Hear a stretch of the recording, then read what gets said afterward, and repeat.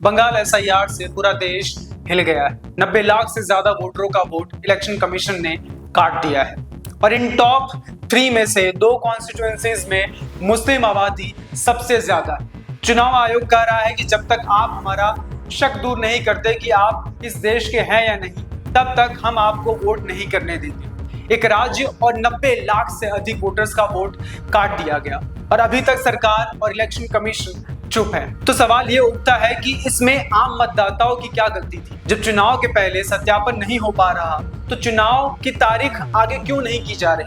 नमस्कार, मैं नीरज और आपका खबर खलियान पर बहुत बहुत स्वागत है। बंगाल एसआईआर से पूरा देश हिल गया है। 90 लाख से ज्यादा वोटरों का वोट इलेक्शन कमीशन ने काट दिया है और इसमें भी वृद्धि होने की संभावना बिल्कुल है। इतनी आबादी तो स्वीडन और हंगरी जैसे देशों की है। कौन है ये 90 लाख डिलीटेड वोटर्स? क्या वे इस देश के नहीं हैं जिनसे वोट का अधिकार छीन लिया गया?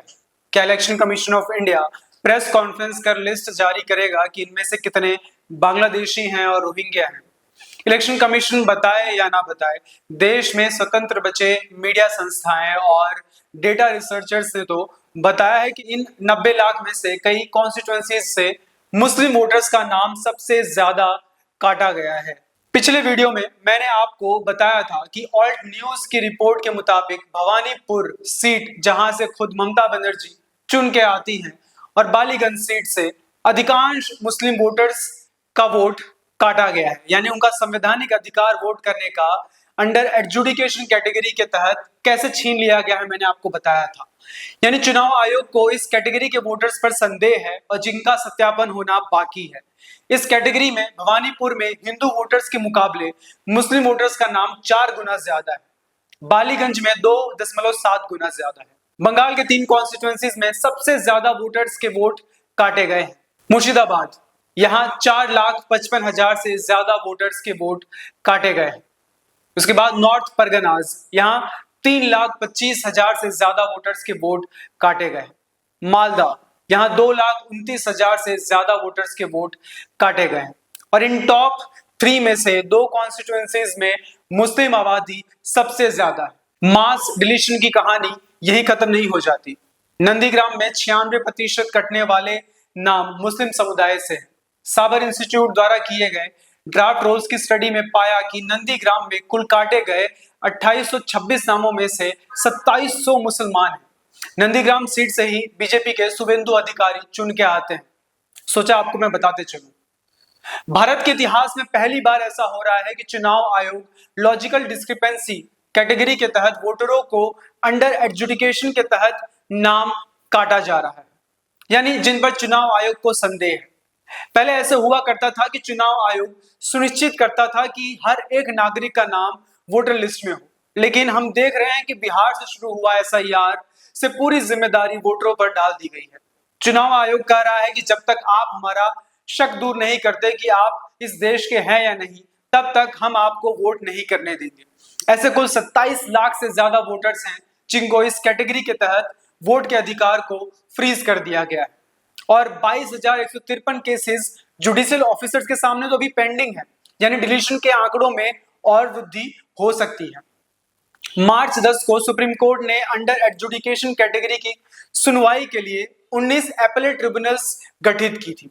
इनमें पूर्व मुख्य न्यायाधीश और जजेस को रखा गया, जिनका काम अंडर एडजुडिकेटेड वोटर्स का सत्यापन सुनिश्चित करने का है। लेकिन लगता है कि चुनाव आयोग की एसआईआर कराने की हुड़ ने इस ट्रिब्यूनल को भी फंसा दिया है। कैसे, मैं आपको बताता हूं। हाल ही में मालदा में एसआईआर से पीड़ित वोटरों ने एपेलेट ट्रिब्यूनल का घेराव किया था। कई दिनों से सत्यापन के लिए एपेलेट ट्रिब्यूनल के बाहर खड़े वोटरों ने अंदर मौजूद जजेस को घेर के रखा। बड़ा हंगामा हो गया। बात यहां तक पहुंच गई कि लोगों पर एक्शन लिया गया और इन्वेस्टिगेशन बैठा दी गई। सुर्खियों की हेडलाइन बन गई।